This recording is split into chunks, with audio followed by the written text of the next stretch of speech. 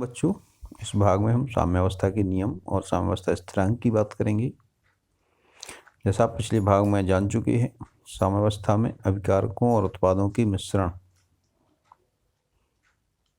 में अभिकारकों और उत्पादों की सांद्रता निश्चित रहती है और ये सांद्रता समय के साथ नहीं बदलती है। इसको हम साम्य मिश्रण कहते हैं। अब हम देखेंगे कि साम्य मिश्रण में हम और क्या क्या निश्चित कर सकते हैं। इनके लिए हम एक सामान्य उत्क्रमणीय अपक्रिया पर विचार करते हैं। ये सामान्य उत्क्रमणीय अपक्रिया है A+B और उत्पाद है C+D। यानी इसमें A और B दो अभिकारक हैं, इनसे C और D दो उत्पाद बनते हैं। और इस तरह की बहुत सारी अपक्रियाओं का अध्ययन किया है गुलबर्ग और बागे ने। ये मैक्सिमिलियन गुलबर्ग और पीटर बाजे, इन्होंने एक नियम प्रतिपादित किया और उन्होंने मिश्रण में सभी की सांद्रताओं के पदों में एक समीकरण दिया। इसको साम्य समीकरण कहा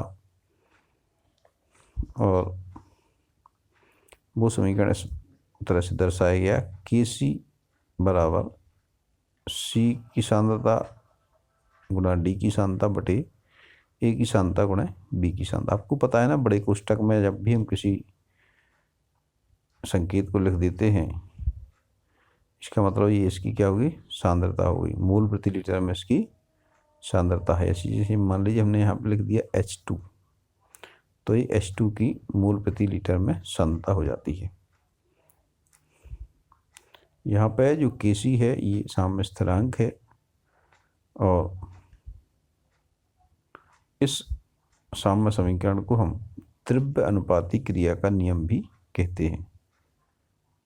इसको क्या कहते हैं, द्रव्य अनुपाती क्रिया का नियम, law of mass action. Mass action क्यों कहते हैं क्योंकि ये जो इनकी जो सांद्रता होती है इसको हम सक्रिय द्रव्यमान भी कहते हैं, एक्टिव मास, इसलिए लॉ ऑफ मास एक्शन कहलाता है ये। तो ये साम्य समीकरण है, ये क्या कराता है, लॉ ऑफ मास एक्शन, द्रव्य अनुपाती क्रिया का नियम। इन्होंने जो गुलबर्ग और बाजी है, इन्होंने एक सील्ड वेसल यानी एक बंद पात्र में हाइड्रोजन और आयोडीन के बीच में क्रिया की और इन्होंने अलग अलग 6 प्रयोग किए और 6 प्रयोगों में हाइड्रोजन, आयोडीन और HI की जो सांद्रता है साम्यावस्था पे, उसका डाटा उन्होंने इकट्ठा किया, उससे कुछ निष्कर्ष निकाले। तो आइए यहाँ पे हम पहले ये देखते हैं कि उन्होंने 6 प्रयोग किए हैं, उनमें उन्हें जो डाटा मिला उसके आधार पर फिर कैसे निष्कर्ष निकाले गए, इसकी चर्चा करेंगे। देखिए, सबसे पहले उन्होंने क्या किया, हाइड्रोजन और आयोडीन के मिश्रण से अपक्रिया शुरू की। तो पहले प्रयोग में उन्होंने जो हाइड्रोजन की सांद्रता है वो ली 2.4 गुणे 10⁻²⁻² मोल प्रति लीटर। ठीक है, यहाँ पे 1.38 गुणा 10⁻² दी सांद्रता। ठीक है, वो इकाई देख लेना फिर। तो ये सांद्रता ली और आरंभ में HI की सांद्रता क्या थी, 0 थी, यानी इन्होंने उत्पाद बिल्कुल नहीं रखा, अभिकारकों से क्रिया शुरू की। दूसरे प्रयोग में इन्होंने क्या किया, देखिए हाइड्रोजन की सांद्रता को स्थिर रखा, इन्होंने आयोडीन की सांद्रता में चेंज किया।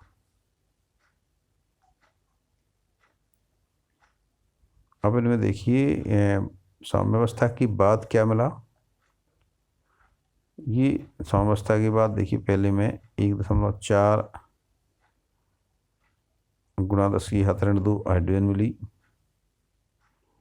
0.12 गुणा 10⁻² ये आयोडीन मिली और 2.52 गुणा 10⁻² HI मिला। और दूसरे प्रयोग में जब इनने आयोडीन की सांद्रता को बढ़ाया तो देखा कि यहाँ पे आयोडीन की सांद्रता बढ़ गई, हाइड्रोजन की सांद्रता कम हो गई और HI की सांद्रता भी बढ़ गई। अगले में क्या किया इन्होंने, दोनों की सांद्रताएं बढ़ाई, H की भी बढ़ाई और मैंने हाइड्रोजन और आयोडीन दोनों की सांद्रताएं बढ़ा दी। तो यहाँ पे देखिए दोनों, इसकी सांद्रता कम हो गई हाइड्रोजन की, आयोडीन की बढ़ गई तो थोड़ी सी, और HI की और अधिक बढ़ गई सांद्रता। और चौथे में इन्होंने क्या किया, फिर लगभग स्थिर रखा उन्होंने हाइड्रोजन की सांद्रता को, आयोडीन की सांद्रता को थोड़ा कम किया। तो इस तरह से 4 प्रयोग इन्होंने उत्पादों से अभिकारकों से शुरू किया, और अगली 2 जो प्रयोग किए उन्होंने 5वें और 6वें नंबर का, ये इनने कहाँ से शुरू किया, HI से शुरू किया। यानी इन्होंने प्रारंभ में अभिकारक नहीं रखे, HI से स्टार्ट किया और उन्होंने HI और HI तीनों की सांद्रताएं निकाली। अब इन आंकड़ों से उन्होंने देखा कि जब भी इन्होंने Kc का मान निकाला, यानी इन आंकड़ों से जो 6 प्रयोग हैं, इन्होंने जब Kc का मान निकाला तो ये लगभग एक जैसा प्राप्त हुआ। किस में प्राप्त हुआ एक जैसा, देखिए इन्होंने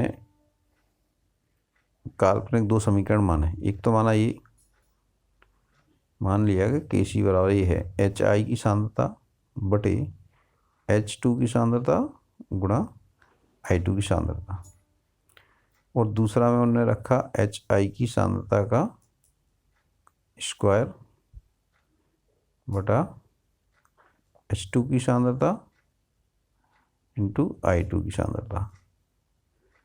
तो पहले इस फॉर्मूले से निकाला उन्होंने, तो 6 प्रयोग में ये मान अलग अलग आए। HI/H2 इंटू I2 की सांद्रता देखा तो ये मान कैसे जाए, अलग अलग आए सभी 6 प्रयोगों में। इसमें 1840 आया, इसमें 1610 आया, इसमें 1400 आया, ये मान अलग अलग आए। लेकिन जब इस फॉर्मूले में रखा तो ये मान लगभग आपकी समान दिख रहे हैं। देखिए 46.4, 46.4, 46.9, 46.7, 46.4 और 47.6। तो इसमें देखते हैं यदि ये फॉर्मूला आप यूज करते हैं तब ये मान लगभग जैसे आते हैं, यानी ये मान कैसा है, इसका मान स्थिर है। तो इस तरह से उन्होंने निष्कर्ष निकाला कि जब हम संतुलित रासायनिक समीकरण में उत्पादों की सांद्रताओं के गुणनफल में अभिकारक के सांद्रताओं के गुणनफल का भाग करते हैं तब हमें एक स्थिरांक प्राप्त होता है। यही स्थिरांक हमें बताता है कि ये जो दोनों अवस्थाएं हैं, माने साम्यावस्था पे दोनों पार्ट हैं, उत्पाद और अभिकारक, इनकी सांद्रताएं स्थिर हैं और इनका अनुपात हमेशा स्थिर रहता है, इसी साम्य स्थिरांक कहते हैं। तो यहाँ पे हमने क्या देखा कि अभिकारक और उत्पाद का जो सांद्रण है उस पर उतनी घात लगाना होती है। यानी जब हम संतुलित रासायनिक समीकरण देते हैं और संतुलित रासायनिक समीकरण में जो भी उनके सांद्रण में गुणांक होते हैं, यानी यहाँ पे H2 plus I2 equal to 2HI है, यानी यहाँ पे जो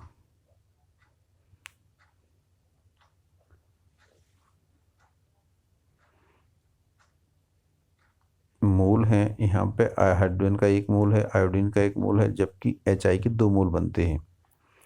तो यहाँ पे जितने मोल हैं हमें सांद्रता पे उतनी घात लगाना होगी, तब ये स्थिरांक प्राप्त होता है।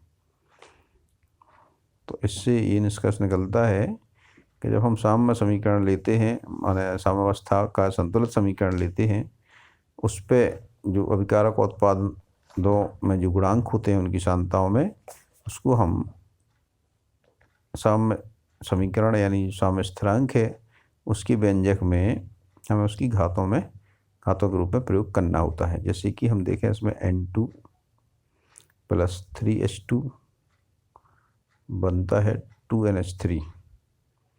इसका जो साम्य स्थिरांक होगा उसका व्यंजक क्या होगा, NH3 के संदर्भ में हमें 2 की घात लगाना पड़ेगी, N2 के पे 1 की घात लगाना पड़ेगी और H2 की सांद्रता पे हमें 3 घात लगाना पड़ेगी,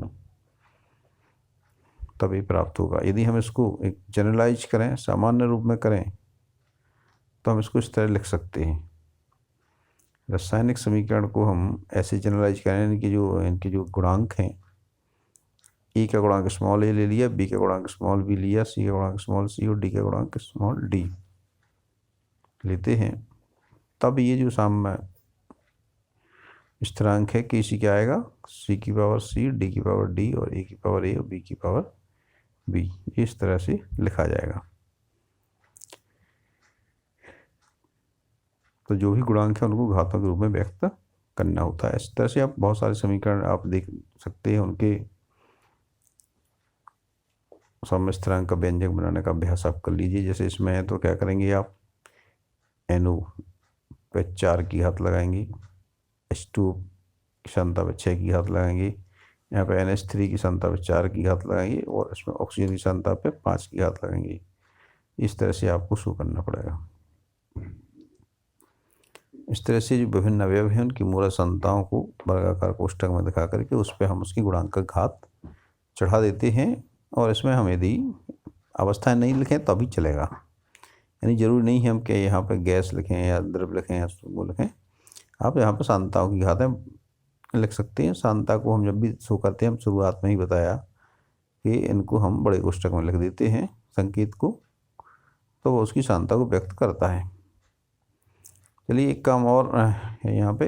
अब चूँकि हमने पिछले हिस्से में पढ़ लिया है कि जो साम्यावस्था है वो आप उत्पाद से शुरू करके भी प्राप्त कर सकते हैं। जैसा कि यहाँ पे हमने हाइड्रोजन और आयोडीन लेकर के HI बनाया और साम्य स्थापित किया, तो इसका उल्टा भी आप कर सकते हैं, HI लेकर के भी आप साम्य स्थापित कर सकते हैं। तो ऐसे में हमारे अभिकारक उत्पाद में बदल जाएंगे, उत्पाद अभिकारक में बदल जाएंगे, यानी बदल जाएगा दोनों का। तो ऐसे में जो साम्य स्थिरांक है वो भी बदल जाएगा। इसको हम मान लीजिए Kc डैश मान लें, तो ये क्या हो जाएगा, H2I2 बटे HI का होल स्क्वायर हो जाएगा।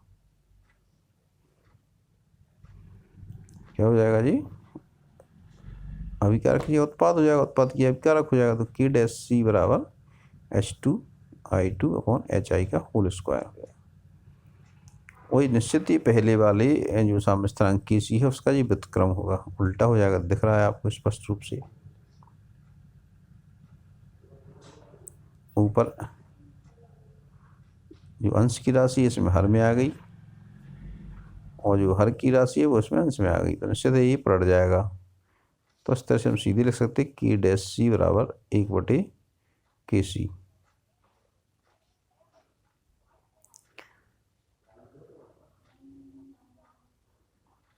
तो जो उत्क्रम क्रिया का साम्यावस्था स्थिरांक है वो जो अग्र क्रिया के साम्यावस्था स्थिरांक का सीधा कैसा होगा, ये व्युत्क्रम होगा। मान लीजिए यदि आपने संतुलित रासायनिक समीकरण को इस तरह दिखाया, यानी हमने इसको 1/2 H2 1/2 I2 और यहाँ पे HI किया, तब क्या हुआ, तो साम्यावस्था स्थिरांक का मान क्या आ जाएगा आपका Kc, हम अलग आएगा जी स्थिरांक, तो Kc डबल डैश मान लें तो ये क्या आ जाएगा, HI अपॉन H2 की पावर हाफ और I2 की पावर हाफ हो जाएगी। अब हम यहाँ देखते हैं कि इसमें पूरे जो व्यंजक था उस पर सब में हाफ पावर हो गई, तो ये क्या होगा, Kc की पावर हाफ हो जाएगा, क्योंकि हमने इसमें पूरे में हाफ लगी। इन दोनों की तुलना करें आप, इसकी देखिए, इसको देखिए और इसको देखिए, इसमें 2 घात है, उसमें 1 घात है, इसमें 1 घात है, उसमें आधी है, इसमें आधी है, तो क्या हो जाएगा, इसका सीधा सीधा वर्गमूल हो गया ये। यानी इसमें हमने पूरे पे इसमें आपने क्या किया, 1/2 की घात लगा दी, तो इस पे भी 1/2 की घात लगेगी, यानी Kc की पावर भी 1/2 हमें करना पड़ेगी, क्योंकि इनकी सबकी घात आधी कर दी। यदि हमने इसको मान लीजिए n भी घात है, यानी n गुणा जैसे पूरे समीकरण में हमने n का गुणा कर दिया, यानी एक H2 एक I2 ली थी हमने, यहाँ पे NH2 NI2 ली और यहाँ पे 2NHI हो जाएगा। तो इसमें हम इस तरह पर सीधे सीधे n की घात चढ़ा देंगे। कैसे?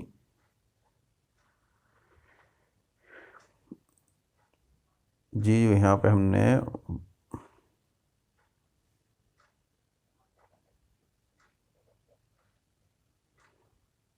समीकरण में यहाँ पे n लिया, यहाँ n लिया, तो यहाँ 2n लिया, तो ये यहाँ भी 2n हो जाएगा, यहाँ भी घात n हो जाएगी और यहाँ भी घात n हो जाएगी। तो 21 पे भी घात में n चढ़ाना पड़ेगी। इस तरह से ये आपके किसी भी रासायनिक समीकरण के गुणांकों का जो प्रयोग है वो हमें घातांक के रूप में करना है, और हम एक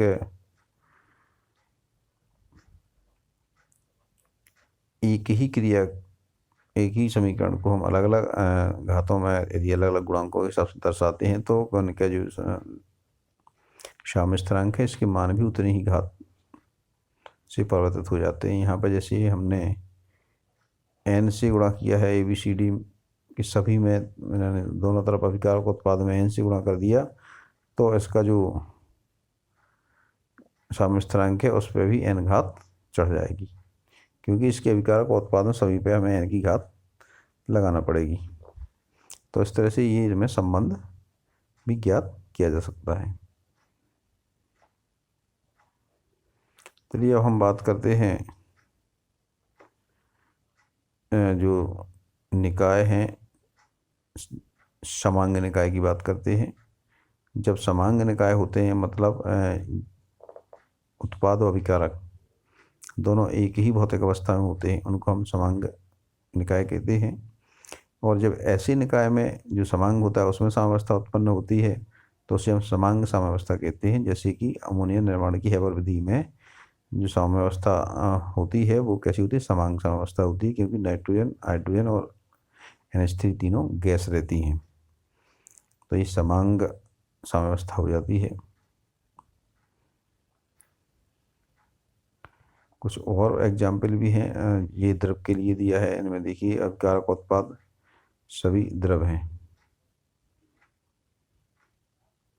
ये एथेरेथोनेट और ये H2O ये अभिकारक हैं, ये दोनों लिक्विड रहते हैं। और जो बनने वाले एसिटिक एसिड और एथेनॉल होते हैं ये भी लिक्विड अवस्था में रहते हैं दोनों। तो ये समांग साम्यावस्थाएं कहलाती हैं। अब स्पेशल रूप से हम गैसीय साम्यावस्था स्थिरांक की बात करते हैं। तो जब भी हम गैसीय क्रियाओं की बात करते हैं तो उनकी जो सांद्रता है वो हम दाब के पदों में व्यक्त करते हैं, तो उनका जो साम्य स्थिरांक है इसको भी हम Kp के पदों में व्यक्त करेंगे। यहाँ पर जो हमने C लगाया था ना, ये C सांद्रता शो करता है, कंसंट्रेशन, और P यहाँ पर प्रेशर शो करता है। तो जो सब स्क्रिप्ट है यहाँ पर लगाई गई है वो P हमें ये बताती है कि हम जो सांद्रता है उसको हमने क्या में मापा है? दाब के पदों में मापा है। और यदि Kc लगा हुआ है तो ये कंसंट्रेशन यानी ये सांद्रता के पदों में है। तो हम Kp को Kc में बदल सकते हैं, इन एक दूसरे को हम इनको इंटरचेंज कर सकते हैं, और ये परीक्षा की दृष्टि से भी काफ़ी महत्वपूर्ण है। जब हम गैसों की सांद्रताओं को हमने यदि दाब के रूप में व्यक्त किया, आंशिक दाबों के रूप में व्यक्त किया है, तो साम्य स्थिरांक को हमें Kp के रूप में व्यक्त करना होगा, और वो अधिक सुविधाजनक रहता है। इसके लिए हम आदर्श गैस समीकरण का उपयोग करते हैं। जैसा कि आप जानते हैं आदर्श गैस समीकरण होता है P बराबर nRT। जब PV बराबर nRT होता है तो उसको हम V को इस तरफ ले जाएं, लेफ्ट हैंड से राइट हैंड की तरफ ले जाएंगे तो ये गुणा में है, यहाँ भाग में जाएगा, तो P बराबर N/V × RT हो जाएगा। और आपको ये पता है कि N क्या मोलों की संख्या है, V हो गया आपका लीटर में आयतन, तो N/V बराबर क्या हो जाएगा? मोल प्रति लीटर में सांद्रता।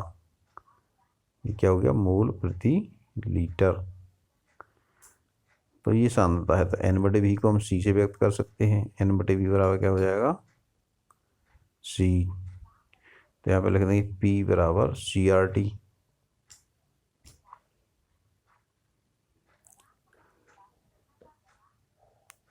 और आपको r का मान तो पता ही है, यहाँ पे क्या है, kp आ गया। क्या हो गया ये,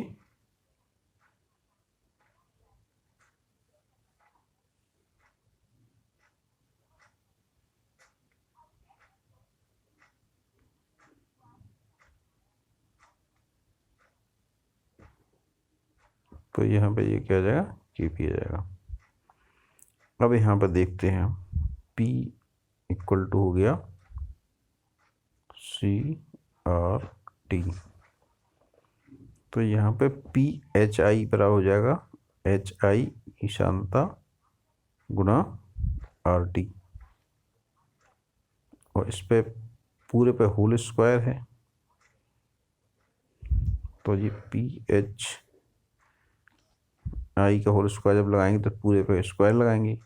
PH2 बराबर क्या हो जाएगा, H2 की ईशानता इंटू RT, और इस तरह से PI2 बराबर हो जाएगा,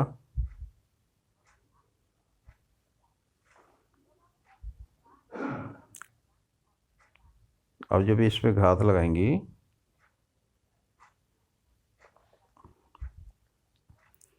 तो PHI का होल स्क्वायर करेंगे तो ये HI पे स्क्वायर होगा और RT पे स्क्वायर होगा। इसी तरह से हाइड्रोजन की पे आपका लिखना पड़ेगा आपको H2 इंटू RT, यहाँ पे I2 इंटू RT होगा। तो यहाँ पे हम ये पाते हैं कि RT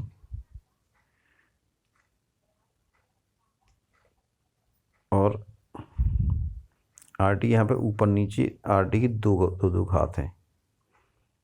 RT स्क्वायर ये हो गया, और RT और RT दोनों दो हो गई, दोनों गुणा करें तो RT स्क्वायर ही हो जाएगा।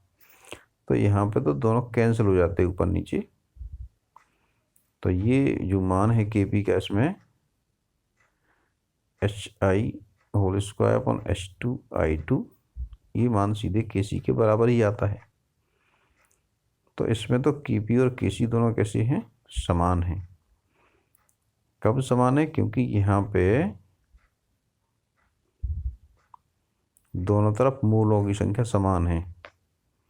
यहाँ पे दो मूल होगा, एक मूल हाइड्रोजन और दूसरा मूल आयोडीन का। एक मूल हाइड्रोजन है और एक मूल आयोडीन है, और दूसरी तरफ दो मूल HI हैं। तो जब अभिकारकों उत्पादों में दोनों में मूलों की संख्या में कोई अंतर नहीं होता है, यानी मूलों की संख्या समान होती है, तो ऐसे में kp और kc दोनों समान होते हैं। लेकिन यदि इनकी उत्पाद और अभिकारक में मूलों की संख्या में अंतर होता है तो kp और kc के मान में भी अंतर आ जाता है। देखिए उदाहरण आप इसको एक सामान्य समीकरण से लेते हैं।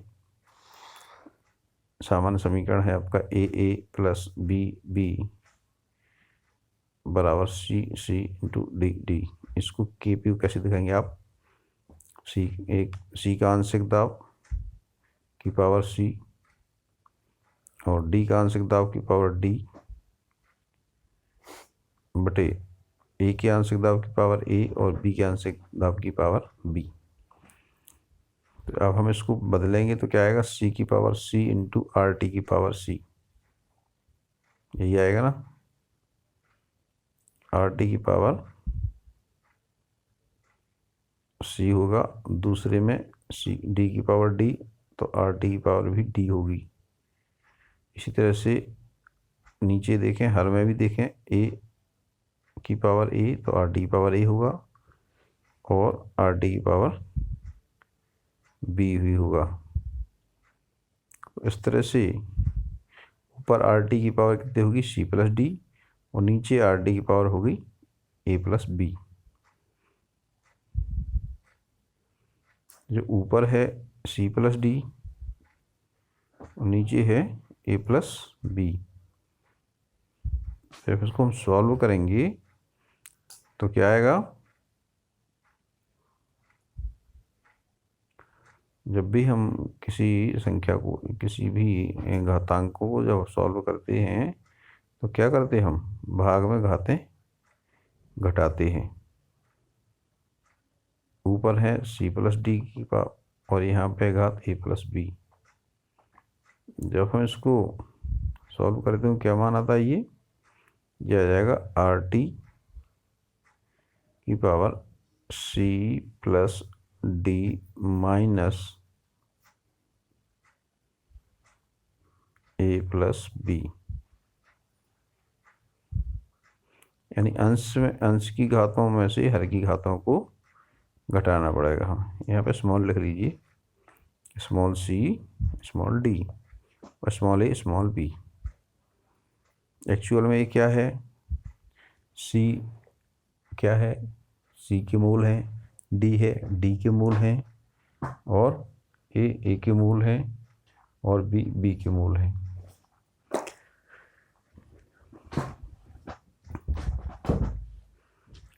तो इसमें जब हम संबंध पाते हैं तो क्या आ जाता है,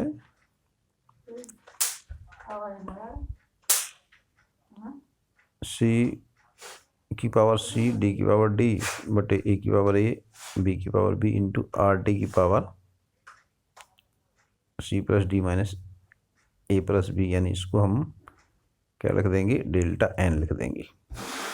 तो ये हो जाएगा Kp बराबर Kc गुणा RT की पावर डेल्टा n। यहाँ पर डेल्टा n क्या है, अभिकारक माने उत्पादों और अभिकारकों के मूलों की संख्या में अंतर। यानी संतुलित रासायनिक समीकरण में यदि अभिकारक, उत्पाद और अभिकारक के मूलों की संख्या में डेल्टा n का अंतर है तो Kp और Kc में संबंध क्या आ जाएगा, Kp बराबर Kc गुणा RT की पावर डेल्टा n। और इस डेल्टा n के आधार पर ही Kp और Kc में जो मात्रक होते हैं इनकी इकाइयों में भी अंतर आ जाएगा। इसको अपन अगले भाग में और विस्तार से पढ़ेंगे।